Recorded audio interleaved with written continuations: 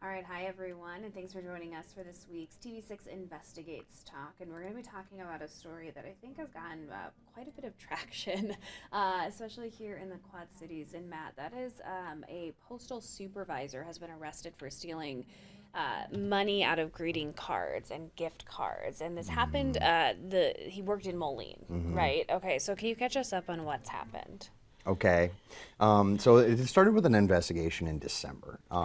And that's when a tipster came forward and said that Justin Brown, who worked in the Moline police or Moline post office, had been kind of pilfering mail. And so there are a couple different agencies that can investigate mail theft: internal mail theft, external mail theft, different investigations, and depending on what kind of theft it is. So it's it's a complicated bureaucracy over who does this. But ultimately, it's the Office of the Inspector General. They got involved with Davenport Police Department, since Brown lives in Davenport, and ultimately they ended up searching his house, raiding his house, and finding a lot of mail.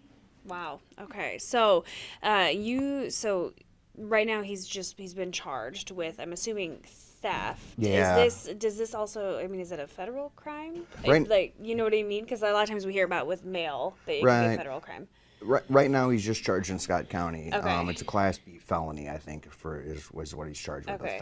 a theft charge. I think there's potential for this to go to a different level, but this arrest came down on Friday. I've reached out to federal investigators to try to learn a little bit more about their role, and I'm kind of working those sources right now. Got it. And so you looked into how often this happens, because I'm sure anybody that's watching, I'm sure a lot of us have sent, Christmas cards or various birthday cards through the mail with a little bit of money or maybe a gift card in there. I know we certainly have to family, who doesn't live nearby.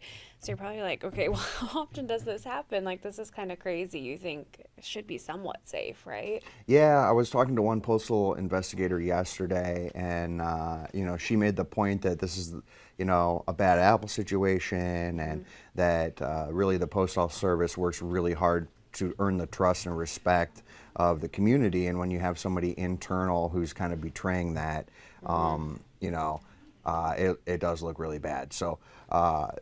The postal inspector does track and investigate how often this happens, though. It's not something that, is kind of just a one-off. They're always looking at this and looking into cases. There's an agency that this is their job. And they find a lot of mail theft from internal employees. They call it internal theft. Okay. Illinois ranks the third highest state for the amount of mail stolen by postal workers. Wow. Okay. Iowa's not as high, but it still has a significant number of investigations. What's striking is how many of those investigations end up yielding in some kind of punishment or whatever that involves an internal postal worker. So in Iowa, there were like 40 investigations over the last 2 years. 28 of those involved internal mail theft. Let me look at my notes real quick. In Illinois, it was 342 cases, right? 212 of those were involved internal mail theft. So it's something that happens, I don't want to say often, but it's not unheard of. Right. And so I'm sure anybody watching this is like, so do I just stop sending these things through the mail? I mean, did they give you any sort of like, no, it's fine, keep doing it? Or like, what are they suggesting people do? I think after the fact, if you're worried about something that might have been lost in the mail, I mean, you reach out to the Office of the Inspector General. There are things after the fact that you can do to try to remedy your lost mail or your stolen mail. On the front end, I mean, there are some things that the Postal Service definitely recommends not sending through the mail if you want it to be secure. But a $20 greeting card, $20 gift card to Johnny from Grandma is, I mean, that's so routine. Right. And I think that's why Brown targeted these sort of greeting cards, because police said that they were more likely to contain cash or gift cards. So he was leaving other mail out and just taking these in so that he could get that cash out of there. So that was sort of how the scheme worked. He was taking it out of the mail stream too, or before it got into the mail stream. So there weren't postmarks on it or other ways for the post office to track that mail. So there was no way to know that it was really missing if it wouldn't have been for this tipster coming forward. Wow, very interesting. So what happens next?